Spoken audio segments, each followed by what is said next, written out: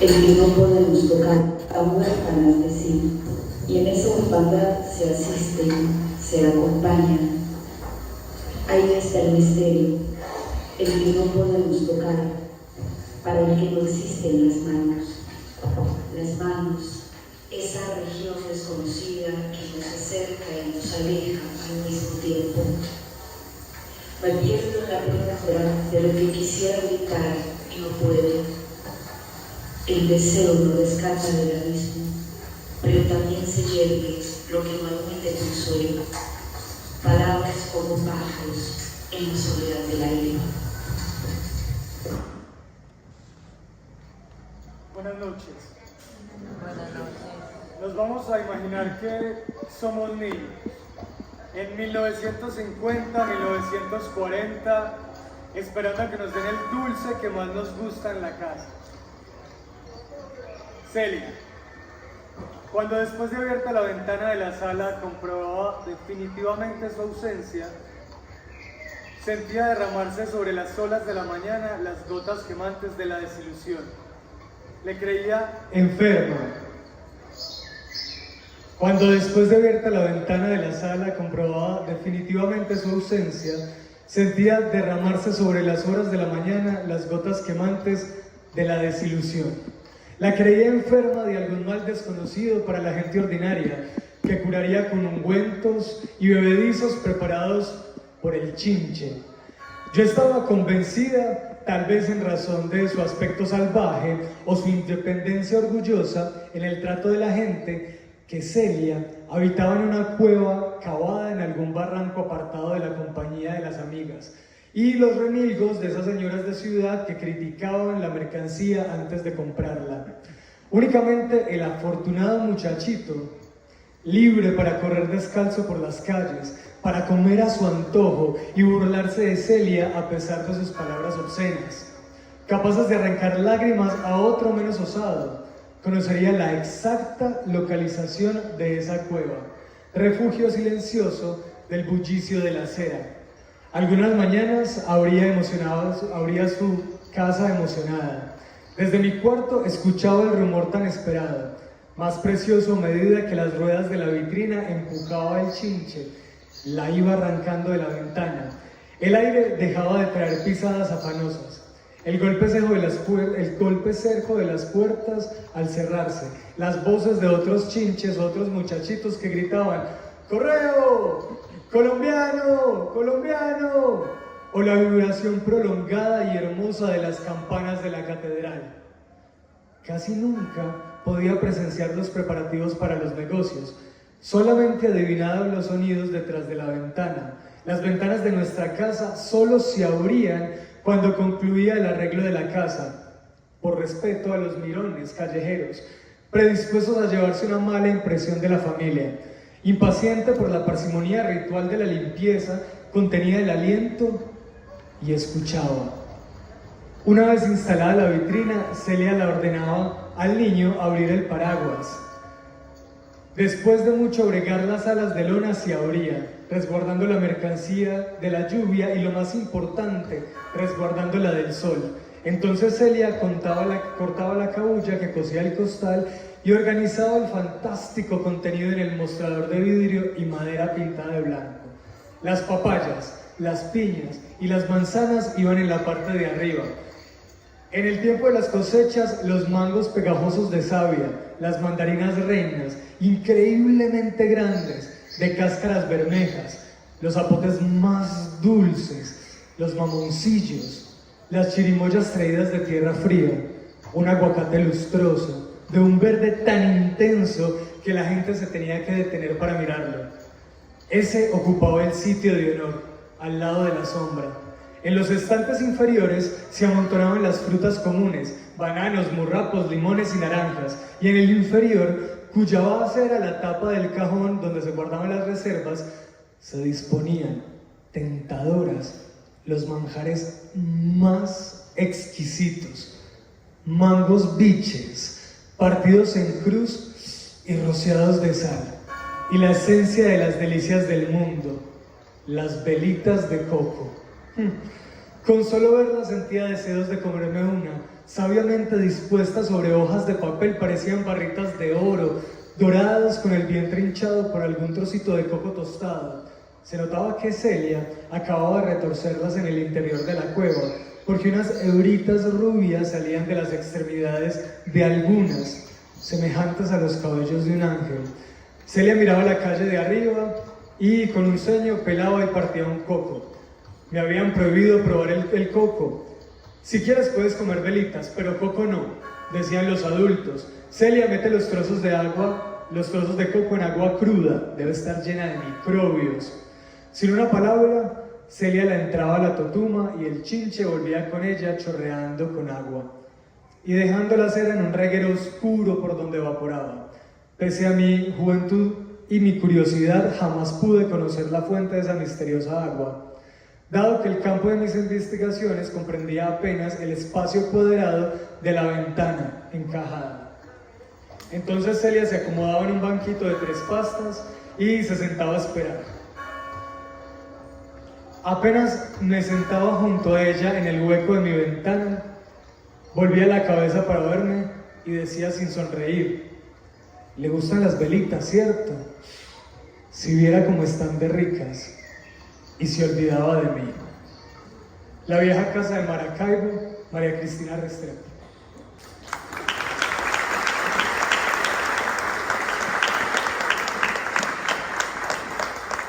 Buenas noches, bienvenidos y bienvenidas a Música y Poesía Bajo las Estrellas.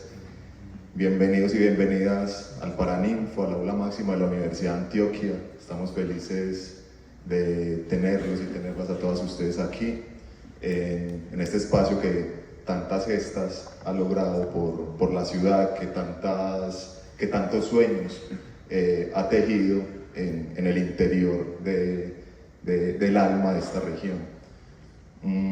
Hoy nos congrega acá la intención de nuestra iniciativa, que tiene como premisa la historia de la astronomía en Medellín. Tenemos aquí a 2 grandes divulgadores científicos, a Andrés Valencia, a Gabriel Jaime Gómez. Tenemos las lecturas dramáticas de Sebastián Ruiz con Las letras del jaguar y la interpretación musical de ese excelente pianista que es Leslie Berrío.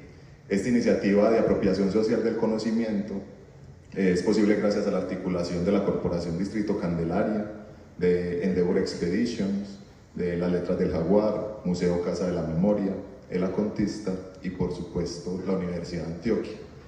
Estamos de celebración en el centro, Camina pa'l Centro, su 21ª versión, lo que es Medellín, 350 años, lo que es fue y será, más que un simple cumpleaños, es una historia también de las organizaciones culturales, artísticas y sociales del centro de Medellín, que merece ser habitado y revitalizado por todos nosotros en espacios como este. Les doy la bienvenida y la palabra a Gisela Posada, líder del programa Cultura Centro de la Universidad de Antioquia, a Juan David Belalcázar, director de la Casa Centro Cultural, para que nos regalen unas cortas palabras de bienvenida a este Camino pa'l Centro.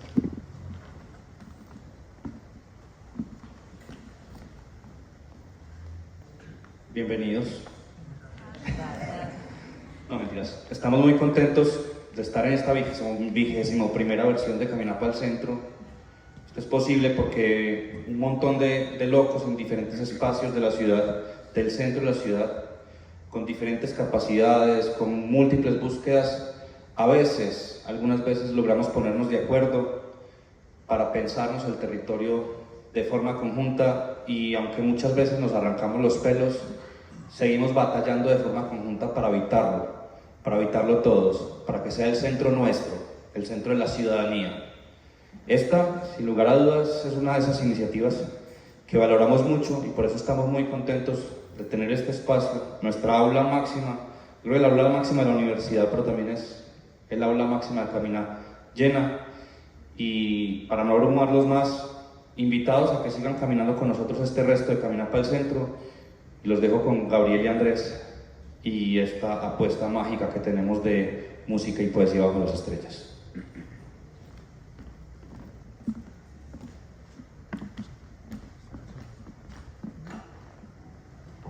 Bueno, en nombre de la Universidad de Antioquia, la universidad pública, una universidad de más de 220 años de historia, celebramos que nos podamos unir para hacer de la cultura una emancipación ciudadana, para lograr que a esta hora, en un lugar como este, en lugar de estar cerrado, oscuro, y que las aulas estén habitadas por sombras, estemos nosotros en la noche.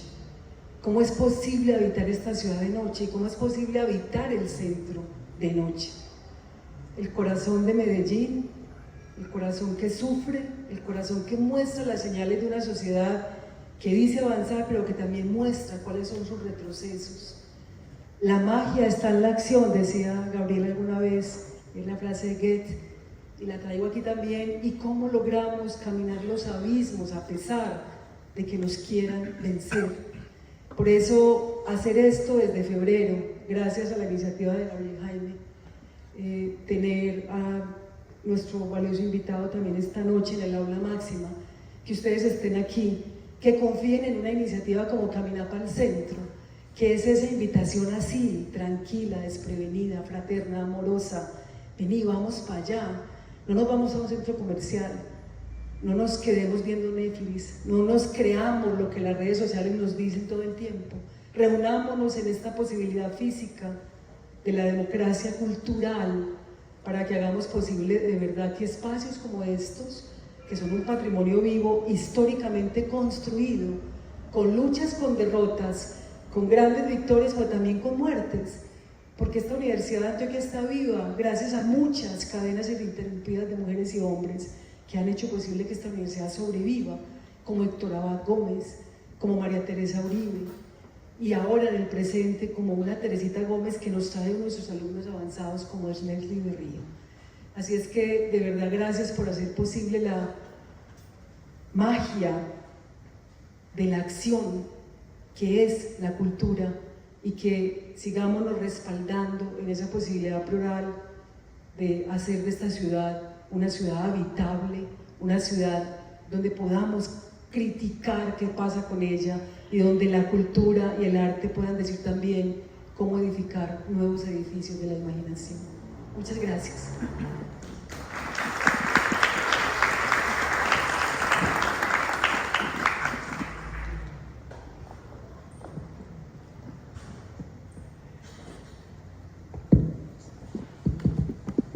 Queridos amigos, amigas, muy buenas noches.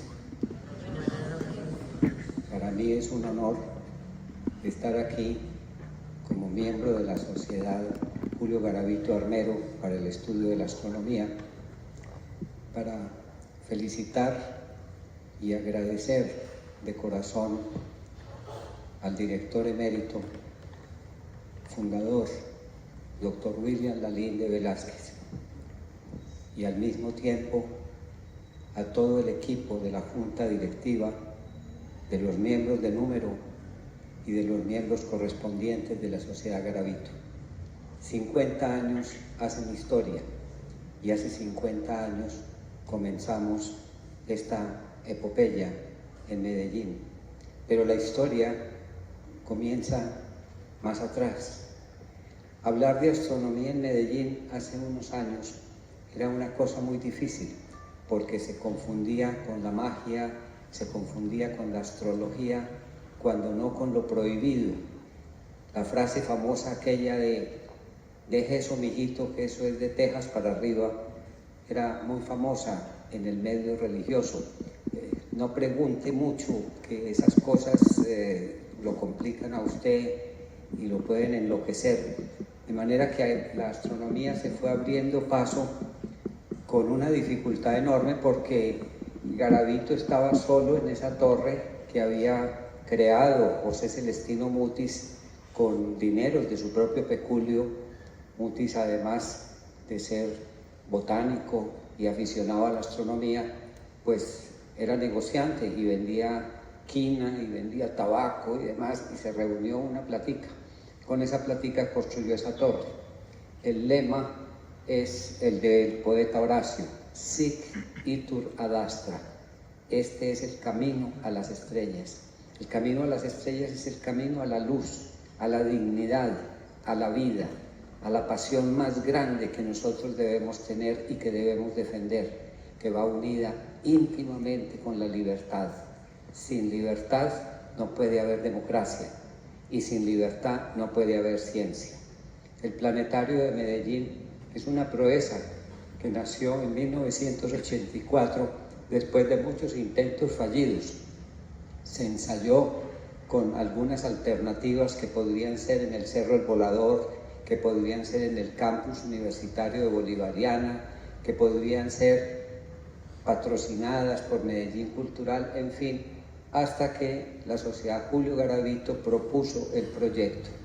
Pero ya en su tiempo, Andrés Posada Arango, médico de profesión, comenzó a divulgar en un pequeño libro llamado Los Estudios Científicos la historia de las constelaciones. Nosotros comenzamos en una forma muy humilde, porque dice uno de nuestros geógrafos en la historia de la geografía de Medellín, que las noches acá eran preciosas, noches muy despejadas y se veían muy bonitas las constelaciones. Entonces Andrés Posada Arango, en ese primer capítulo del libro, se dedica a contar la historia de las constelaciones. Pero no solamente había contadores de historias, había también matemáticos. Y yo le decía a Andrés Mejía esta tarde que la astronomía entró a Medellín y a Colombia, por lo menos la astronomía práctica a través de los ingenieros y la astronomía popular a través de los que querían contar esas historias como Andrés Posada, historias populares muy motivados por Camilo Flammarion, el astrónomo francés. Luis de Grave enseñó en la Facultad de Minas, allí estuvo también el doctor Joaquín Vallejo. Joaquín Vallejo estuvo más orientado a divulgar la relatividad de Einstein, que era muy desconocida, porque Garavito en Bogotá estaba más apegado a la mecánica celeste de Poincaré y era con dificultad que podía hablarse de la relatividad. A Garavito no le llamaba mucho la atención. Pero este personaje, que era un masón reconocido en Medellín, de grado 33, el que creó la torre del Palacio Egipcio, este señor hizo un viaje a Egipto cuando era muchacho y de Egipto se trajo una cantidad de ideas para que se consolidaran en ese edificio que se está deteriorando tanto, que está ahí en el barrio Prado, y allá él montó un telescopio y puso jeroglíficos que están alusivos al sol, la luna, las estrellas. El doctor Fernando Estrada Estrada, que es el padre de todos los que montaron las ópticas Santa Lucía. Fernando Estrada era en su momento un libre pensador, al lado del hermano Daniel, religioso, hermano cristiano, también estudioso de las ciencias naturales y de la astronomía. Él montó también su observatorio en el Colegio de San José, donde hoy está el ITM, el Instituto Tecnológico. Era una persona maravillosa, sencilla, amable, fue mi maestro y me inculcó mucho el cariño, el afecto por las estrellas. Yo he sido un contemplador de estrellas. Yo no he sido como Andrés, que es matemático, es astrónomo matemático, ni propiamente un observador como Elkin Mesa, que es observador de cometas y ahora de auroras boreales, que acaba de venir de observar varias auroras. Yo soy un contemplador del cielo, me gusta leer mucho y me gusta divulgar sobre eso que los especialistas están trabajando en los observatorios. Aquí vemos al director del observatorio en ese tiempo, el doctor Belisario Ruiz Wilches, al hermano Daniel y algunos estudiantes, porque en el Colegio San José ya se empezaban a hacer pues esos pinitos para hacer observaciones prácticas, observaciones importantes en el campo de la astronomía. La astronomía fue entrando lentamente a Medellín y a Colombia, pero mucho con el padre Jesús Emilio Ramírez, director del Instituto Geofísico de los Andes en el año 57. En el año 57 los rusos nos asustaron a todos, poniendo en órbita el satélite Sputnik. Y entonces la gente dijo, los rusos van a ganar la carrera, los rusos se van a apoderar del mundo, por lo menos decía así el doctor López de Mesa. El padre Jesús Emilio montó un globo sonda ahí al pie de la universidad para estudiar la atmósfera, era una novedad. Este es el Sputnik 1, que en el 57 inicia la carrera del espacio, se dispara la carrera del espacio y en el espacio, como lo sabe muy bien el director ejecutivo de la sociedad, Campo Elías Roldán, se junta la astronomía, se junta la astrofísica y ya se inicia un proceso de estudio del cielo, del cosmos, como debe ser, a profundidad. Esta es la estampilla que salió en ese año 57-58. Ahí ven ustedes las llamaradas del Sol, como está ahora muy activo, provocando pues crisis solares. Hay tormentas solares muy fuertes. En días pasados la NASA indicaba que los aviones no debían despegar en unos días determinados porque se confunden los instrumentos. Y este es el hombre que dijo, nosotros pondremos el primer hombre en la Luna, John F. Kennedy. Contestó al desafío ruso, un presidente muy joven, fue un hombre muy generoso con América Latina, era muy simpático, a mí me tocó conocerlo de cerca, pues en Bogotá, cuando vino a la visita que hizo en el año, no me acuerdo exactamente, 61, era como diciembre de 61. De ahí nació la idea de que Colombia debía tener un planetario, y el doctor Virgilio Barco, que era alcalde de la ciudad, se propuso que se haría un trueque de café para negociar con la RDA, República Democrática Alemana, la Alemania comunista, el equipo. Entonces se hizo este edificio, muy bonito edificio que está actualmente, y este es el equipo interno, el proyector, que a veces pues lo ponen en funcionamiento y lo han desconectado mucho por la técnica digital, pero que llamaba la atención porque era un proyector descomunal. Los bogotanos lo bautizaron la hormiga gigante. Yo conocí este planetario en el 69, fui a la inauguración y bueno, yo quedé fascinado. Yo dije, no, igual a esto no hay nada, hay que vivir en un planetario para poder ser feliz. La verdad es que fui muy feliz en el planetario de Medellín. La Sociedad Julio Garavito es esa proeza, y el ingeniero William Lalinde Velázquez, aquí presente, le puso todo el empeño, todo el amor, pero le dio el espíritu. Cuando las cosas, los seres, tienen espíritu, entonces florecen, prosperan. William Lalinde ha sido el apóstol de la astronomía colombiana durante 50 años y nosotros esta noche le estamos haciendo homenaje desde la Universidad de Antioquia, desde este Paraninfo, porque la doctora Gisela Posada y su equipo me ha autorizado que desde la universidad le demos gratitud con cariño, en plena vitalidad del doctor William Lalinde. También está Octavio Restrepo, que fue mano derecha de Lalinde en Integral, porque los dos ingenieros trabajaron juntos, y que era el que realmente nos enseñaba astronomía, porque él era ingeniero matemático, astrónomo, y nos empezó a enseñar una astronomía haciendo el cálculo de la posición del cometa Halley, del cual nos va a hablar Andrés ahora. El planetario tuvo un proceso muy largo y nos apoyó el Observatorio Astronómico, Juan José Salas, que era técnico, el alcalde Juan Felipe, la doctora María Luz González, que era la secretaria de Educación, que fue la que me nombró a mí como director del planetario. En ese momento no se sabía qué era, si jefe, encargado, el portero, y yo les dije, yo soy el director. Eso me lo quité encima porque imagínense, que quién es, no, aquí está. Esto fue muy bonito, muy apasionante.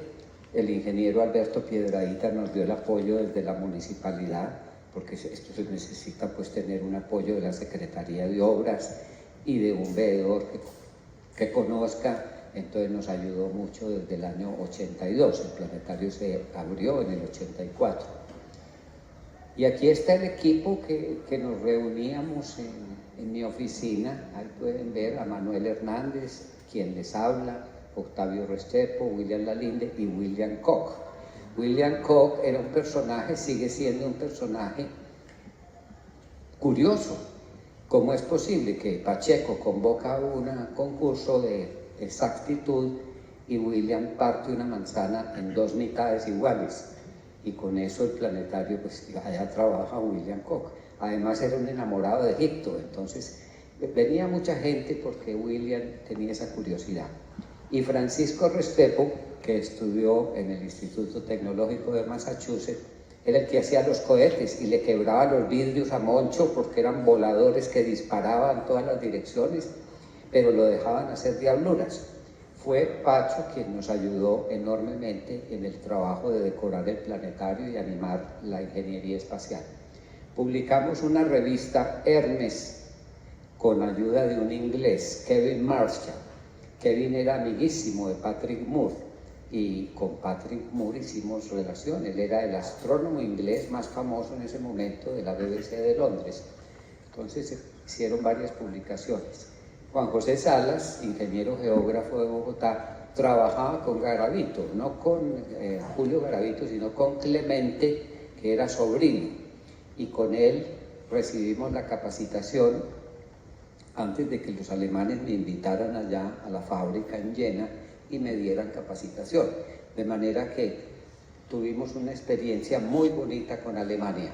Aquí está el gobernador de la época, Alberto Vázquez, el alcalde fallecido, Pablo Peláez, y el secretario de Educación, Gustavo Robledo, ingenieros, todos ingenieros. De manera que esto ha sido una afición de ingenieros y de médicos. Yo le decía a Elkin, es que los médicos también se le apuntaron a esto.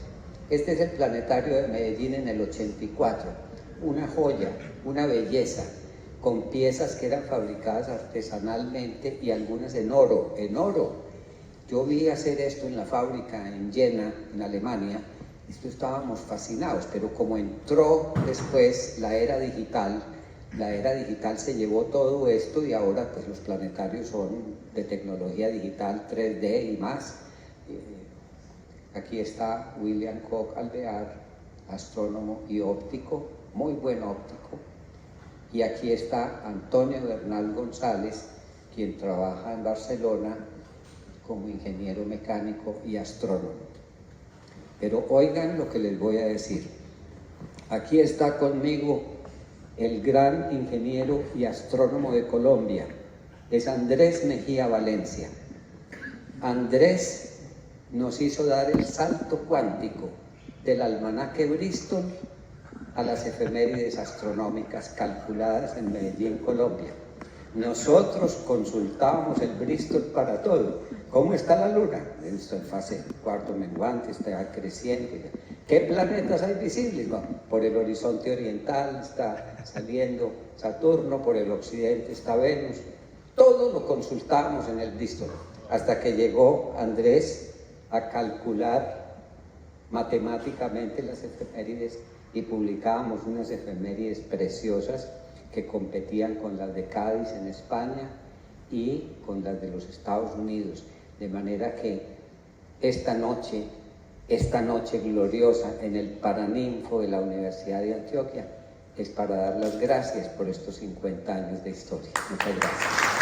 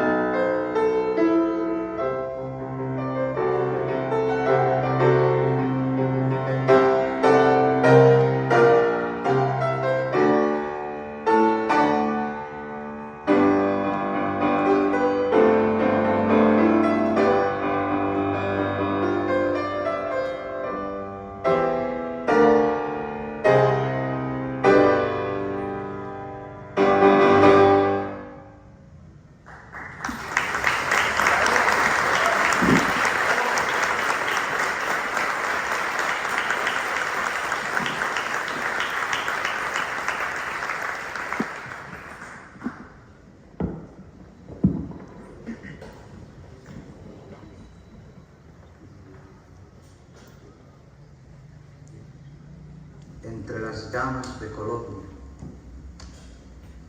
Mientras en mi país la muerte armada a quemarropa mate la mañana, yo no puedo escribir sino con sangre, porque yo soy la herida colombiana. No me pueden pedir que me algodone, que le cure a mi cuarto la ventana, porque no tengo tiempo para amarme entre la desventura colombiana. No sé dónde poner mi luna rota, no sé cómo aplacar mi pecho de campana, no sé si cuando muera de Colombia vaya a sonar mi tumba colombiana. Mis verdes campesinos abaleados caen como los días de la semana, caen de un almanaque desdichado y oscurece mi frente colombiana. Mi patria come cárcel, come plomo, le dan de almuerzo golpes de sotana, y yo no puedo más, no puedo menos que tronar con mi lengua colombiana. Malditos sean, secos y malditos, los que muerden y manchan mi manzana, y que se mueran de hambre y con la boca llena de dinamita colombiana. Ay, los asesinados, los caídos, me duele el cafetal que se desgrana, y el granizo granate me fusila y agujerea mi espalda colombiana. Los pájaros no pueden con sus plumas, las ovejas no pueden con su lana, y mi piel no resiste la camisa cosida por mi esposa colombiana. Ahora estoy en Chile, ahora estoy como en la casa de una dulce hermana, mas cuando tomo vino me parece que lo que tomo es sangre colombiana. El amor lejos, lejos la amorosa, su guerra lejos, su invasión lejana, y cerca entre la carne los cuchillos que atraviesan la horquilla colombiana. Trabajo cosas tristes por el mundo, mi ocupación es triste y cotidiana, pues me gasto las manos en el suelo buscando una esmeralda colombiana.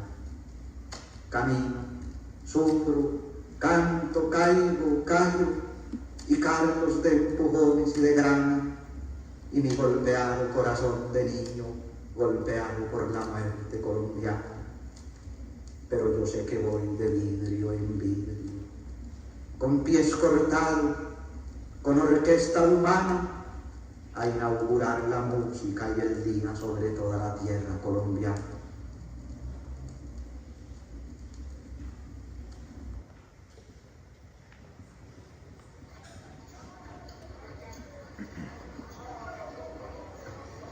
Sin alas, pero con belleza singular, revoltean las mariposillas por Guayaquil, la historia de Luz Vélez.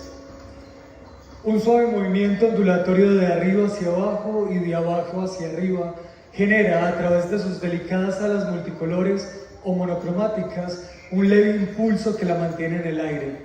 Así vuela la mariposa, despacio, delicada, como un baile de ballet.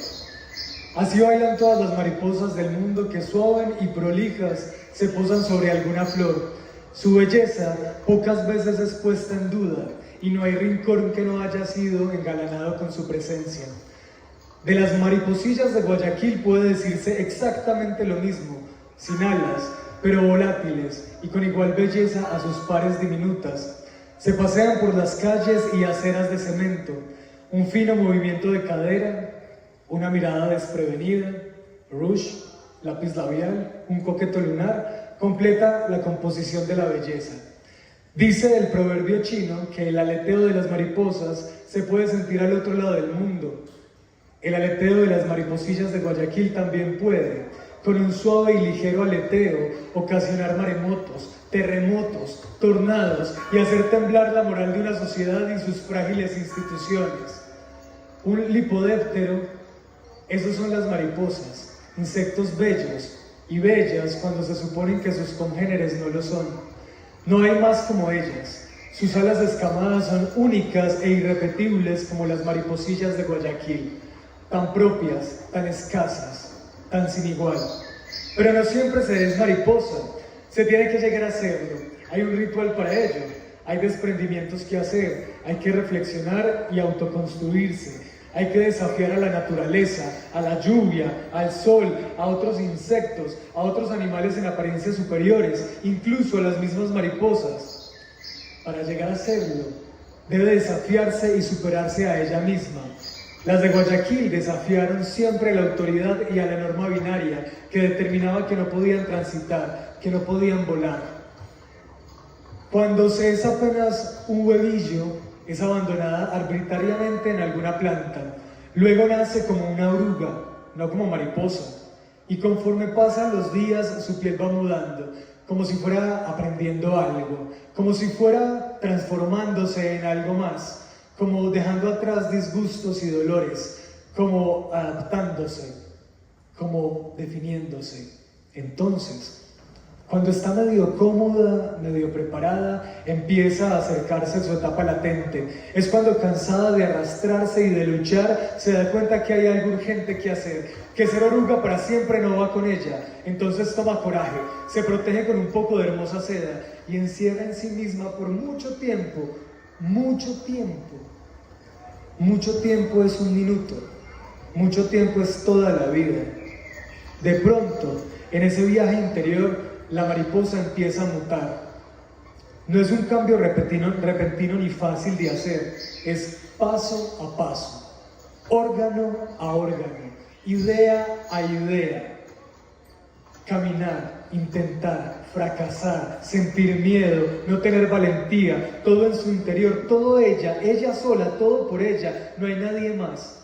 En la crisálida no cabe nadie más, está ella y nadie más. Ella a punto de dejar de ser oruga, le da miedo pero lo desea, lo anhela, lo hará, se mueve un poco, su capullo empieza a ceder, le queda chico, no es suficiente, se empieza a resquebrajar, a abrir, a ceder, ella se mueve y cae un trozo, siente el aire, quiere salir, se mueve un poco y cae otro pedazo, y ella sigue aferrada, el viento es fuerte, la agobia y de repente cae.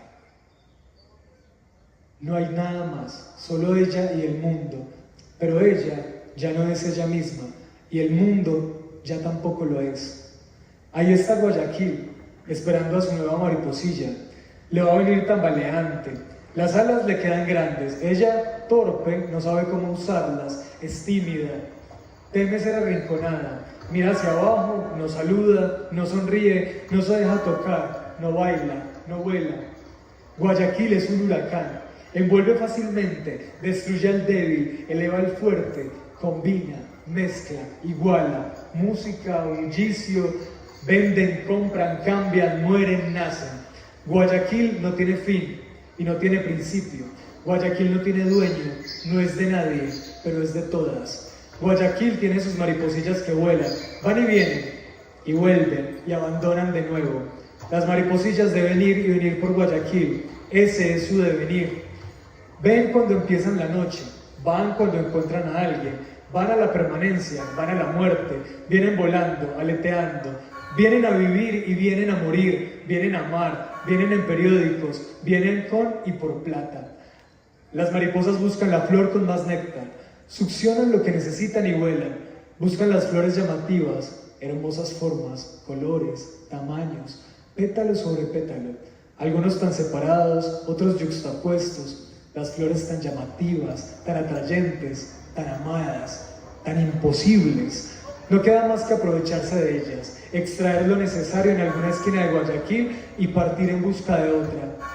Luz era una mariposilla que, como todas, fue tímida, pero pronto se acostumbró a volar. Sus alas se hicieron resistentes, estrechó su relación con el viento y se conocía a Guayaquil al dedillo, y Guayaquil la conocía a ella. Luz no siempre fue mariposa, obvio, también fue oruga. Pero eso estaba atrás, era mariposilla, le gustaba atrapar incautos, envolverlos con sus encantos, el aleteo de sus alas era convincente y ahí estaba, siempre y daba resultados siempre. Era tan mariposa, era tan libre, tan propia como siempre quiso. Hay quienes ciegos no reconocen, no ven, son alentados a perseguir a las mariposillas, a capturarlas, a llevarlas al cautiverio. Ellas igual nacen, igual se juntan, igual hacen fiesta, pero es como dejar de ser mariposa y volver a ser orugas. A eso las obliga la sociedad y a eso se rehúsan. Mujer, yo no soy mujer entera, nunca fui hombre, nunca lo fui. Luis Vélez, mariposilla amarilla, chiquita, delicada, ágil, libre, revoloteaba en Guayaquil, en la Permanencia y en la ladera, como en su propio patio. Luz Vélez aleteaba y hacía luz, y ahí estaba. Luz Vélez nacía, decían que había nacido desde siempre como mariposa. Ella también lo decía, así era y así estaba segura. La vida de las mariposas no se puede medir. Hay unas que viven para siempre, hay otras que viven solo por un día. Luz Vélez no es de las que duran mucho, pero con lo poco que viven les alcanza. Esa mariposilla amarilla, esa luz tan odiada y repudiada, tan arrastrada, tan vistosa, tan mariposilla y sin alas, se vio sola. Todos huyeron, la abandonaron, cuando un papilofóbico la atrapó. Falsas mujeres de Guayaquil, Elkin Naranjo, Walter Bustamante.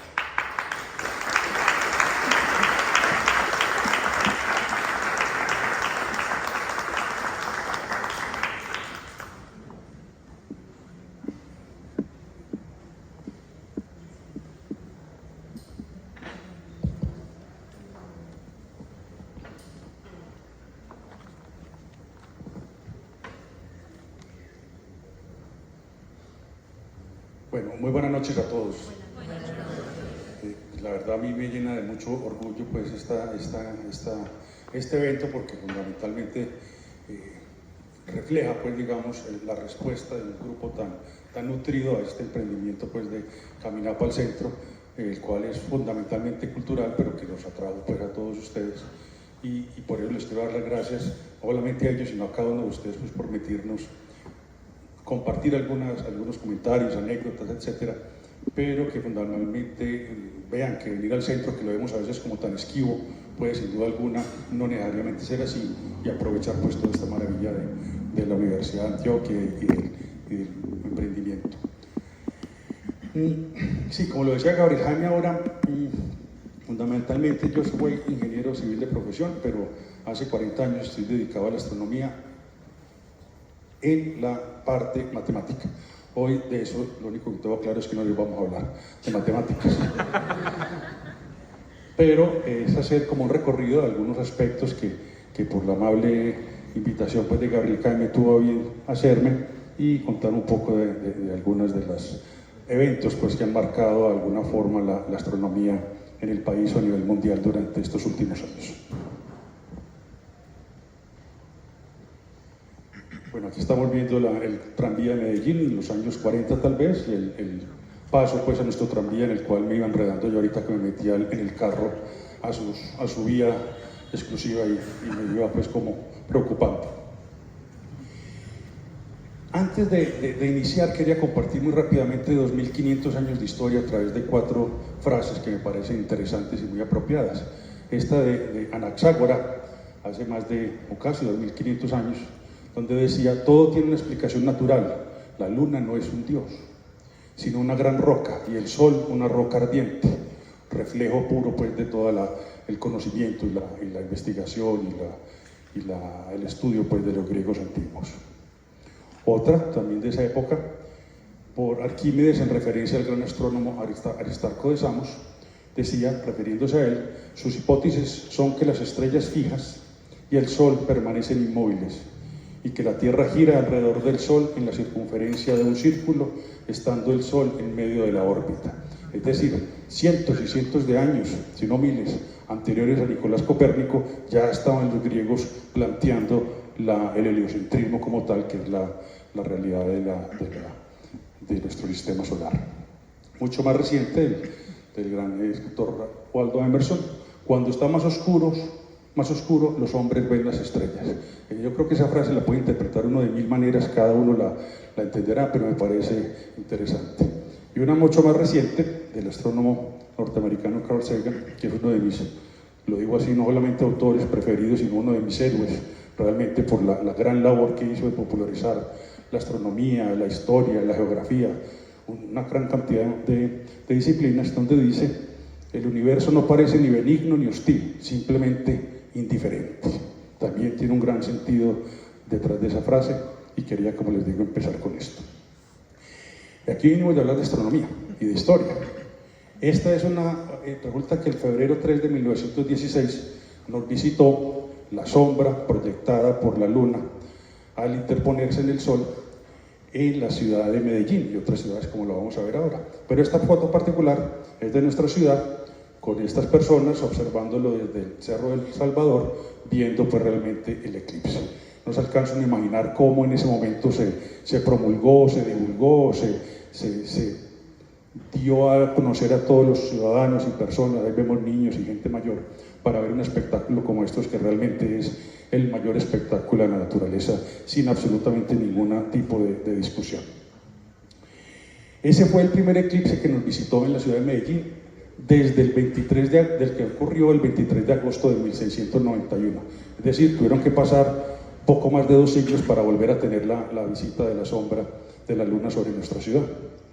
Ese eclipse tuvo una duración de 2 minutos y medio, y su máximo, es decir, en el momento en el cual se desplegó toda la corona solar, fue hacia las 10:30 de la mañana. Vamos a ver una pequeña simulación de cómo fue que lo observaron los habitantes de Medellín. Esta también es una foto del mismo eclipse, pero tomada desde Bucaramanga, donde se muestran las diferentes fases del eclipse. Este es el momento de la totalidad, donde se ve claramente expuesta con todo su esplendor la corona solar.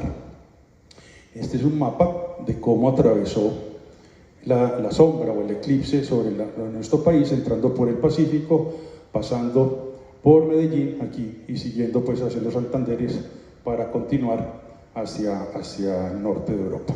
Dale, Jessy, por favor, ahí. Esta es una simulación calculada expresamente para representar el eclipse, cómo lo vieron. Obviamente está acelerada, y ahí en un momento vamos a tener, a lo que fue a las 10:32 para Medellín, el eclipse total de sol, donde vemos toda esa corona. Recordemos que un eclipse total es cuando la luna se interpone entre, o más bien intercepta la luz del sol, y por lo tanto lo oculta y permite pues ver este maravilloso espectáculo. Cabía la pregunta aquí entonces: ¿cada cuánto nos visita la oscuridad solar en Medellín? Y estos son un gráfico con las trayectorias de los eclipses, donde está el que hablábamos ahora del 1691, el de 1916, habrá otro sobre Medellín, o hubo otro en el diciembre 23 de 1973, y el próximo será el 6 de febrero de 2022, pero ese no va a ser un eclipse total, va a ser un eclipse anular, como este también, como el que tuvimos también en nuestro país hace un par de años, de tipo anular. Y estas son unas pequeñas fechas para contar el pasado y el futuro. Vemos que el eclipse de 1916 solamente tiene un eclipse total hasta el 31 de octubre de 2692, o sea, tendremos que esperar 776 años desde el eclipse de 1916, o 667 años desde este momento, ¿cierto? Ya casi, como dice Sebastián. Bueno, estas son algunas estadísticas, no me voy a detener mucho acá, pero para la ciudad de Medellín, lo que quiere decir esto es que en 5.400 años, desde el año menos 2000 al 3.400, hay para Medellín solamente 10 eclipses. Es decir, 10 eclipses de 1641 que pasan por Medellín son solamente total. Los eclipses parciales son obviamente mucho más frecuentes. Esto significa que para Medellín, en promedio, hay un eclipse de todos sus tipos cada 3 años y un poco más. Para la Tierra en general la situación es mucho más diferente, porque esto estaba circunscrito a que pasara por este punto. Aquí estas estadísticas son para todo el mundo en general, para todo el planeta. Para el mismo periodo de 5.400 años tenemos 12.000 3.800 eclipses, de los cuales son totales el 3.387, que corresponde un poco más del 26%. Es decir, en promedio hay un eclipse total para la Tierra cada 1.6 años, y para la Tierra y para Medellín cada 540 años, ¿cierto? Ustedes se preguntarán por qué 540, ya que habla de esto, es porque son promedios estadísticos, pero esta es la realidad. Nuestro próximo eclipse en la ciudad pues ocurrirá en más de 600 años.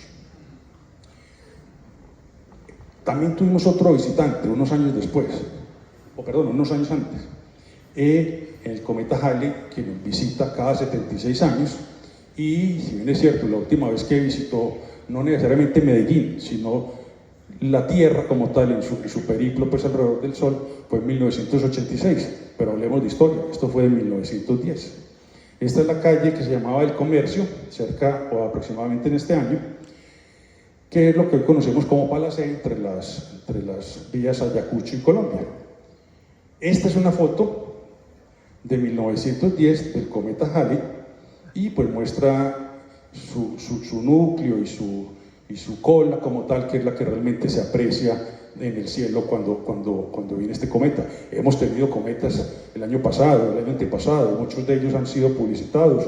Desafortunadamente pues los cielos nocturnos de la ciudad no nos permiten apreciar ni el cometa ni nada en términos generales por la contaminación lumínica, pero la verdad es que así es el espectáculo que presenta un cometa a simple vista. ¿Cómo se difundió esta noticia? ¿Qué hizo la gente? ¿Qué consecuencias trajo el paso del cometa Halley? Es claro, y no quiero detenerme mucho, pero los pasos de los cometas siempre han sido como heraldos de cosas y tragedias, de cosas malas, ¿cierto? Y no es que las traigan, sino que la gente hace referenciación y correlaciones y siempre trata de identificar con la caída de reyes, gobernantes o tragedias, etcétera, cuando realmente pues vemos que no es así.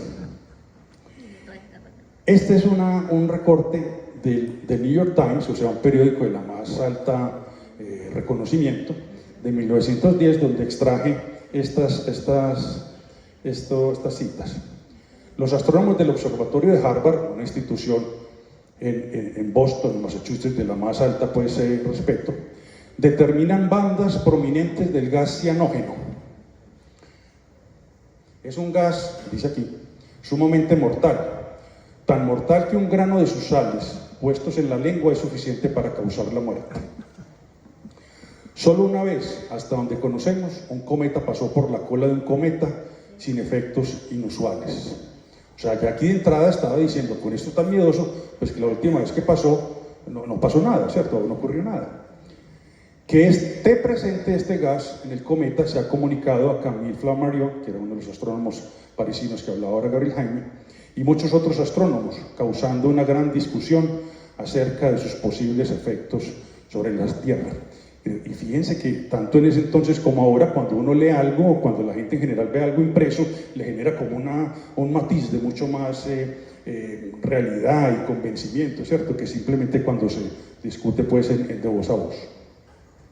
Este es Camille Flammarion, que fue un gran divulgador y popularizador de la astronomía, eso no se le puede negar, pero también tenía, digamos, unas percepciones bastante particulares, por no llamarlo de otra forma. Hablaba de habitantes en la Luna, me recordaba ahora Gabriel Jaime, habitantes en el Sol, ¿cierto? Y que de alguna manera lo que él observó o lo que le comunicaron de este observatorio es que ese gas cianógeno podría impregnar la atmósfera y posiblemente acabar con toda la vida en el planeta. Tanto así que los oportunistas o los emprendedores, como los quiera llamar uno, promovieron un tipo de negocio por todos lados. Pastillas contra el cometa, para la protección completa contra los gases venenosos del cometa Halley. Siempre hay alguien que haga el agosto, mientras unos, dicen por ahí, lloran, los otros se enriquecen vendiéndoles pañuelos. Este es otro. El cometa Halley puede extinguir la vida en la Tierra. Todos estos son recortes de periódicos de la época de 1910. Para escapar al cometa, alquile un submarino. Es decir, busque todos los medios para alejarse, que supuestamente ese gas, a la Tierra pasar por la cola, que trato de ver aquí un poco, este es el sistema solar, y este es el cometa Halley, una órbita elíptica muy alongada de 76 años para hacer todo el recorrido, pues digamos que esta es la Tierra y cuando cruza la órbita, pues deja un reguero de partículas, de polvos, la cola que veíamos ahora, que es lo que estábamos viendo en la imagen. Entonces, que al atravesar esa cola que tenía esas partículas de este gas venenoso, pues iba a impregnar, como decía Flammarion, toda la atmósfera, iba a acabar con la vida presente y por supuesto futura de toda la naturaleza, ¿cierto? Toda la vida, no solamente la humana, sino de los animales. Es decir, esto era una catástrofe de proporciones bíblicas, ¿cierto? Se iba a acabar la Tierra. De hecho, esta es una caricatura mucho antes, pero también plantea la inquietud si un cometa estrellándose contra la Tierra puede generar la destrucción, y aquí pues lo muestra muy gráficamente partiendo la Tierra en dos. Este fue un folleto que me causó mucho interés, publicado pues en México, y miren lo que se puede extraer de aquí cuando lo ve uno pues con buena resolución. Con motivo de la aparición del inmenso cometa en el cielo mexicano, se han sentido poseídos de terror todos los pueblos y ciudades. Por Dios, uno lee esto y es que los cometas anuncian siempre trastornos como guerras, pestes, terremotos, epidemias, temblores como los que han pasado en estos últimos días, destruyendo infinidad de casas en México, Chilpancingo, Colima, Veracruz, hasta California. Entonces, no solamente está planteando una situación sumamente catastrófica, sino que hace referencia a algo que acaba de pasar, ¿cierto? Para volverlo más gráfico y para ponerlo más presente en la mente de las personas. Lo mismo que enfermedades, muerte de infinidad de gentes, entre ellas soberanos y hombres de genio. Ahí detrás también un clarísimo mensaje pues, de quien escribió esto. Por estas razones, su santidad el Papa Pío X recomienda publicar sus consejos y amonestaciones para que todos los cristianos se aparten de la senda del pecado y dejen de ofender a Dios con sus blasfemias y ofensas a la Santa Madre Iglesia. Cada uno concluye, no voy a detener ahí, pero claramente estaba pues digamos, yo no digo que la Iglesia ni mucho menos, pero sí este autor que hacía pues referencia a la se llama así el libro, o el folleto más bien, Impresión Religiosa de Santa Teresa. Ojo, que hay que respetar la religión católica de Dios, porque si no, arrepientámonos que va a haber problemas. Y este fue el diario, el periódico pues se llama El Diario también en México, el día después del que supuestamente la Tierra, el 19 de mayo, iba a atravesar esa venenosa cola y volvernos a matarnos, ¿cierto? A matar toda la vida. Nos hemos salvado del terrible trance. Ninguna perturbación marcó este grandioso fenómeno astronómico, lo que es la exactitud y la sabiduría de ver hacia atrás, ¿no? Sin embargo, con la creencia que la atmósfera iba a ser envenenada, existen registros de más de 400 suicidios, pues quien en ese momento no se asusta pues y encontrando pues en esta acción desmedida pues con tantas premoniciones tan perversas. Observación cianógena. ¿Cómo lo observa uno? A partir de análisis espectroscópicos, que a partir de la luz puede saber uno qué elementos químicos están en él. Entonces repito, observación cianógena. Conclusión, destrucción y extinción de la vida en el planeta. Es decir, no puedo ver nada, concluyo, nos vamos a morir. El hecho que realmente el gas cianógeno sí es un veneno, y sí es muy fuerte, de ahí está derivado del cianuro, que ese sí es mucho más familiar pues como para todos, pero que es extremadamente tenue, sumamente delgadito, que realmente era tan poca la concentración que sí, se metió por la cola y no pasó nada, ¿cierto? Entonces cuando yo hago la analogía, pensaba a mediodía, de que vemos la luna brillar en el cielo nocturno, en todo su esplendor, una luna llena, brilla. La observación es el brillo de la luna. La conclusión es, la luna es una estrella, produce su propia luz, genera reacciones termonucleares en su interior como si fuera el sol. No, aquí necesitamos no solamente popularizar la astronomía, como sin duda alguna era la gran virtud de Flammarion, sino estar acompañados del rigor científico y de los astrónomos. ¿Qué pasó en realidad?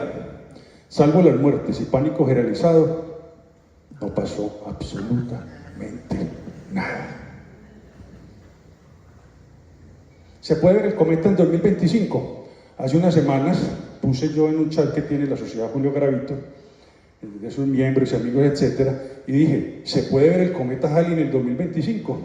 Y a los 3 segundos contestó Gabriel Jaime, Andrés, ¿qué estás diciendo? Por Dios, tenemos que esperar hasta el 2061.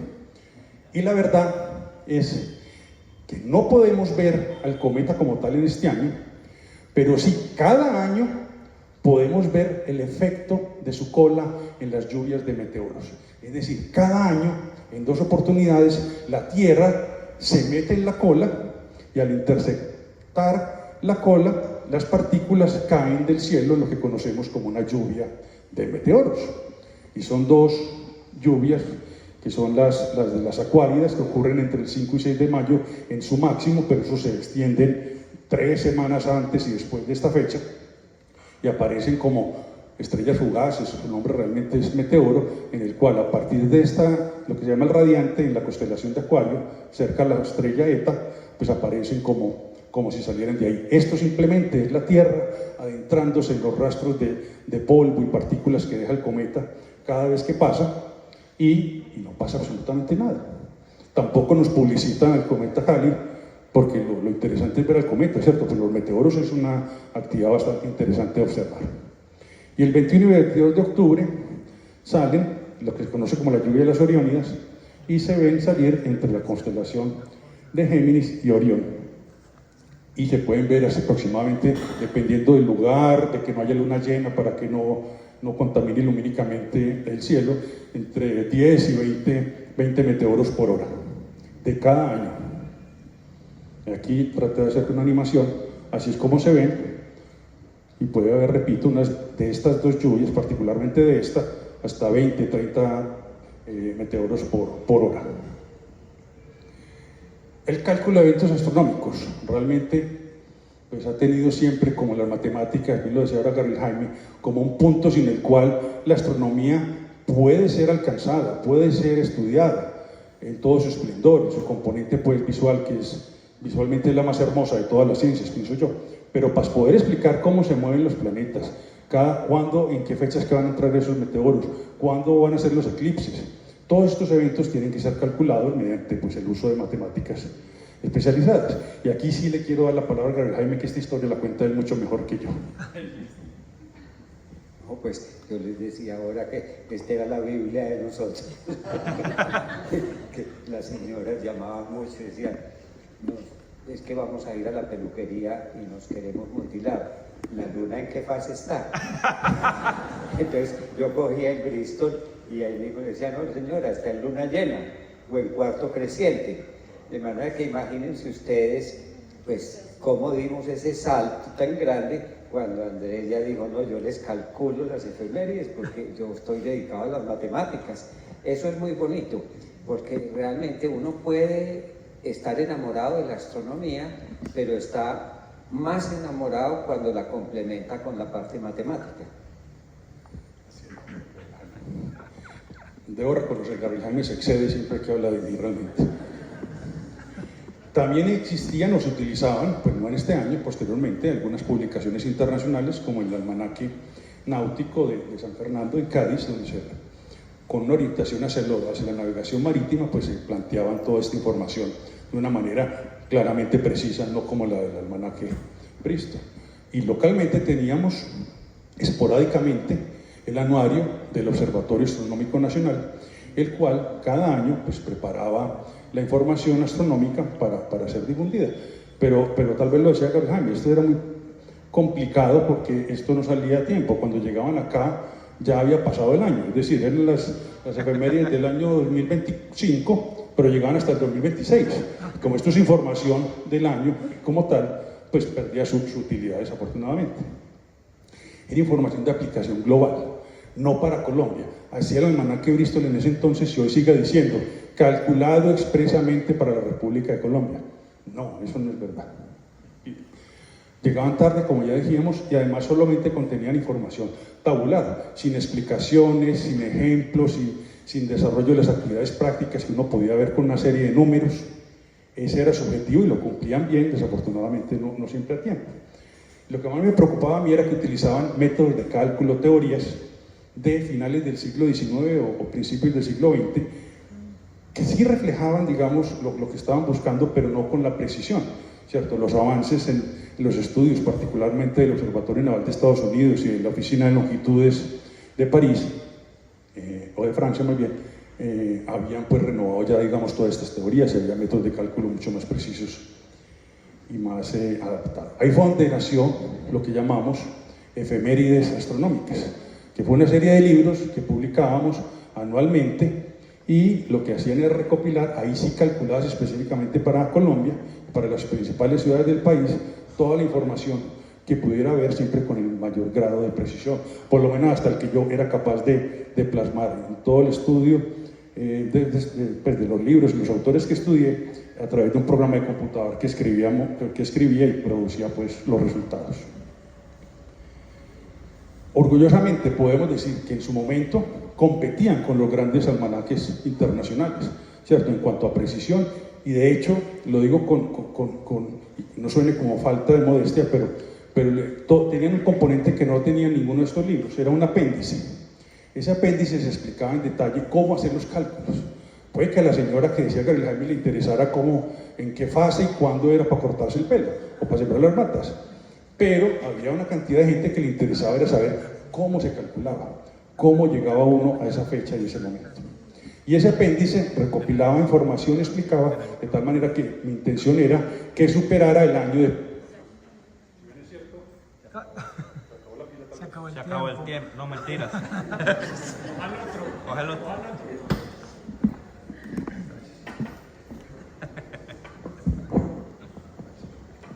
Bueno, ya terminar les prometo.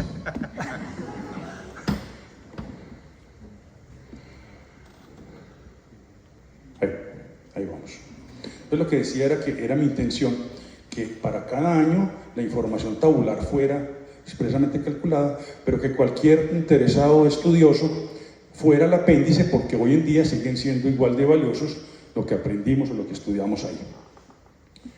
Bueno, esto no era posible hacerlo yo solo. Aquí había un comité editorial que lo conformaban el ingeniero Antonio Bernal, del que hablaba ahora Gabriel Jaime, ahora es el divulgador oficial del Observatorio Fabras en la ciudad de Barcelona, en España.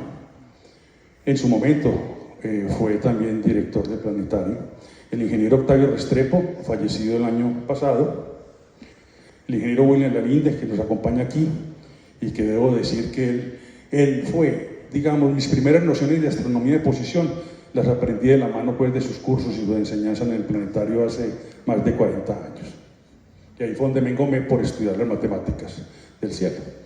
También el ingeniero Rodrigo, también fallecido hace unos 15 años, si no recuerdo mal, fue director ejecutivo de la sociedad, y estos 4 señores se encargaban de que no cometiera tantos errores, de que aunque me daban total licencia para escribir lo que quisiera, ellos me mantenían como en el orden para que fuera, digamos, mucho más asequible a las personas en cuanto a su lectura y aprovechamiento. Ya hoy en día escribo para la circular astronómica de la Red de Astronomía de Colombia. Esta es la edición de enero de este año, donde publicamos todos los cálculos para Colombia. Esto es para la ciudad de Medellín, de forma gráfica, ya no tanto tabular, y aquí podemos ver para cada día del año las fases de la luna, los tiempos de los crepúsculos, de la puesta del sol, de la salida, también de la salida y puesta de la luna sin duda, el paso pues de planetas o conjunciones de estrella con la luna, como se ve aquí, etc. Una gran cantidad de información que en un solo vistazo, con las explicaciones pertinentes, podemos obtener toda esa información. Y con eso concluyo con esta pequeña frase. Estuvimos hablando de astronomía, pero ¿qué presente y futuro vamos a construir en Medellín para la astronomía dentro de X años? Muchas gracias a todos.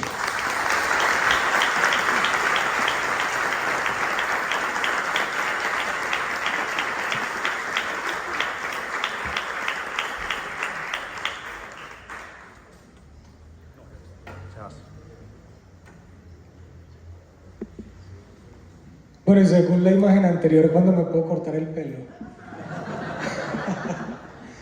Queríamos agradecerles también por estar en este espacio. Las lecturas que hemos tenido se las queremos también agradecer a la Biblioteca Pública Piloto.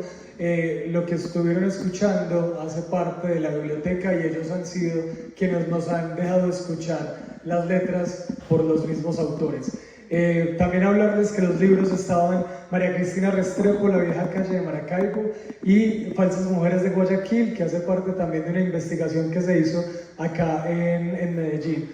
Y quedamos pendientes de leer un pedacito de Aire de Tango, que es muy bueno, y cada una de estas historias, todos esos autores son de acá de Medellín, siguiendo la temática propuesta por Gabriel de hablar e incentivar de todo lo que pasa en Medellín. Recordarles que aquí está el Acontista con la librería afuera, y invitarles a que nos visiten en las librerías independientes para que apoyen también los independientes. Estamos en Maracaibo, las dos estamos en Maracaibo, arriba después del Periodista está el Acontista y 2 cuadras más abajo están las Letras del Jaguar. Así que les esperamos para que estén, y le damos paso a Andrés o a Leslie. Entonces ahora sí le vamos a dar paso con un gran aplauso en esta oscuridad a Leslie para cerrar, por favor.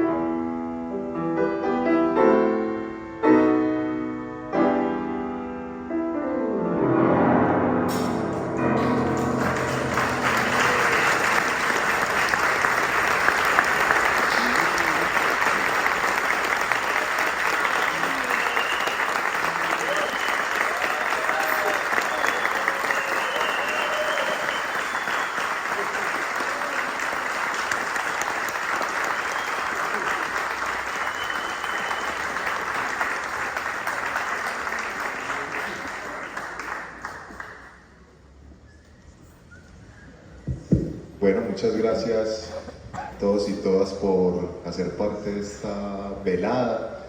Les invitamos el 5 de julio, el sábado, en la Parada Juvenil de la Lectura. Vamos a estar en nuestro quinto viaje con la temática del mañana.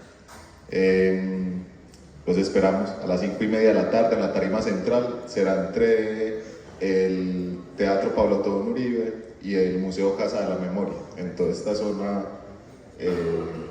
que está acá. Bueno, y además no se les olvide que sigue la programación de Camina para el Centro.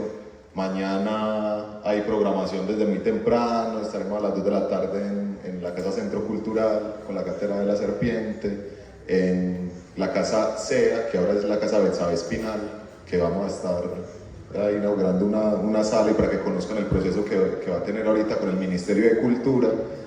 Y el sábado va a haber un gran cierre en el pequeño teatro a las 7 de la noche con un conversatorio y la obra La Última Orgía para que nos acompañen también ahí. Y el Candelaria Food Fest que estará mañana durante toda la tarde. También estará el sábado, donde podrán degustar de una gran oferta gastronómica, artística y cultural. Nada, y bienvenidos al Paraninfo cuando quieran, y ojalá y el agua les permita llegar rápido a la casa.